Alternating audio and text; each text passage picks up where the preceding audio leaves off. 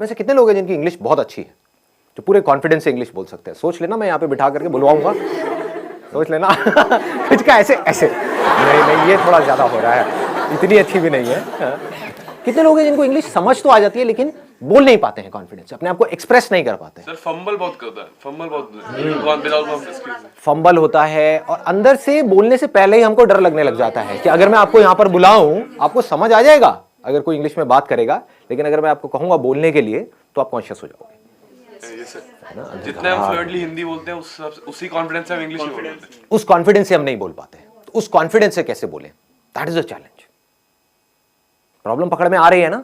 मतलब ये सेशन उन लोगों के लिए नहीं है जिनको इंग्लिश समझ ही नहीं आती है, उनको तो पहले स्कूल जाना है, एबीसीडी पढ़नी है, ठीक है ना, बेसिक इंग्लिश सीखनी है। मैं बात कर रहा हूं उन लोगों की जिनको इंग्लिश समझ तो आती है लेकिन बोल नहीं सकते। अगर मैं उनसे पूछूं क्या समझ आया बताओ, इंग्लिश में बताओ, तो वो अटक जाएंगे वहां पर जाकर के। इसके पीछे रीजन क्या है, इस प्रॉब्लम की जड़ क्या है? एक तो है सुपरफिशियल लेवल के कुछ सॉल्यूशंस होते हैं, वो मैं आपको आकर के बताऊं कि देखो अपनी ग्रामर को ऐसे ठीक कर लो, ये कुछ वर्ड्स हैं अगर आप अपनी वोकैबुलरी में ऐड कर लोगे तो आपकी इंग्लिश अच्छी हो जाएगी, इंप्रेशन अच्छा हो जाएगा, व्हाटएवर। बट ये नहीं है प्रॉब्लम की जड़। प्रॉब्लम की जड़ कुछ और ही है।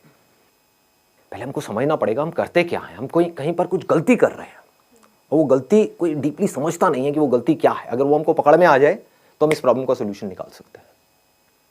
वो गलती ये है, आप मुझे बताना मैं सही कह रहा हूं या गलत कह रहा हूं।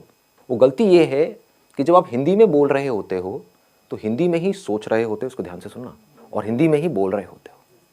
लेकिन जब इंग्लिश में बोलते हो तो पहले हिंदी में सोचते हो, फिर इंग्लिश में कन्वर्ट करते हो, फिर बोलते हो।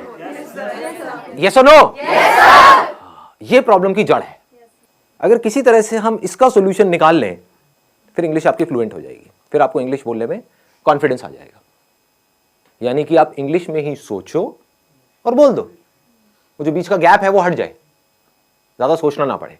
तो अब ऐसा क्यों होता है कि हम हिंदी में सोचते हैं और इंग्लिश में बोलते हैं? हम कन्वर्ट करके क्यों बोल रहे हैं? हम डायरेक्ट क्यों नहीं बोल पा रहे? जबकि वर्ड्स हमको पता है कि इसको ट्री बोलते हैं, इसको बॉटल बोलते हैं, इसको संदीप बोलते हैं, व्हाटएवर इट इज, ठीक है, आपको पता है, लेकिन उसको हमको कन्वर्ट क्यों करना पड़ रहा है? क्या जड़ है? आराम से सोचना, जल्दी में एकदम से बोलना मत, आराम से सोच करके बोलना। बताइए सर। एनवायरमेंट हमारा ऐसा है, हमारी अपब्रिंगिंग ऐसी है कि बचपन से जो हमारी हैबिट है, habit is the right word, कि हमारी हैबिट पड़ी हुई है हिंदी में सोचने की और हिंदी में बोलने की। तो ये सारा आदतों का खेल है। अगर डीपली हम समझ पाएंगे हिंदी हमने कैसे सीखी और उन फंडों को अगर हम यहां पर अप्लाई कर पाए तो काम हो जाएगा, मतलब बड़ी आसानी से हो जाएगा।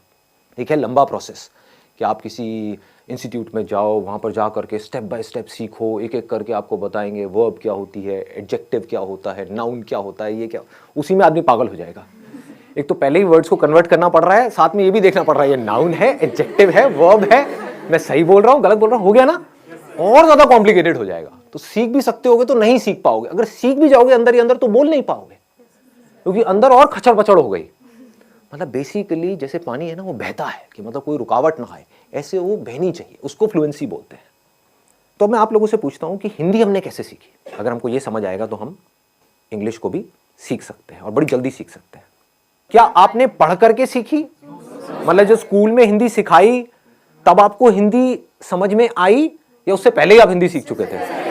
हाँ, जब हिंदी में वो चैप्टर शुरू हुए थे स्कूल में, उससे पहले ही आप कई गालियां सीख चुके थे, बहुत कुछ सीख चुके थे, है ना? हाँ, आप आराम से बात कर पाते थे, अपने आप को एक्सप्रेस कर पाते थे, किसी से कुछ मांगना है मांग लेते थे, व्हाटएवर।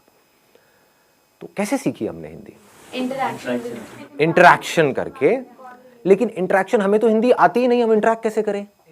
इंटरैक्शन तो तब होता है जब दोनों लोग दोनों तरफ से इंटरैक्ट करें। तो पहले स्टेप में क्या हुआ था? ऑब्जर्वेशन। एब्सोल्युटली। मतलब हम लोगों को ऑब्जर्व करते रहते थे और कॉपी करते थे, इमिटेट। जैसे नकलची बंदर, आपने एक वर्ड सुना होगा, कभी किसी बंदर के सामने जाओगे, ऐसे ऐसे खुजाओगे, उल्टी सीधी हरकतें करोगे, व्हाटएवर, तो बंदर भी वही करने लग जाएगा। तो उस बंदर में और इंसान में ज्यादा फर्क नहीं है, आपको पता है, आप भी पहले बंदर ही थे, राइट? और कुछ लोग तभी बंदर हैं। तो हमने कैसे सीखा? जो भी हरकतें बड़ों को करते हुए देखा उसको कॉपी किया। वो बोल रहे हैं तो हमने भी वो बोलने की कोशिश करी, चाहे टूटा फूटा बोला, जैसा मर्जी बोला, लेकिन बोला।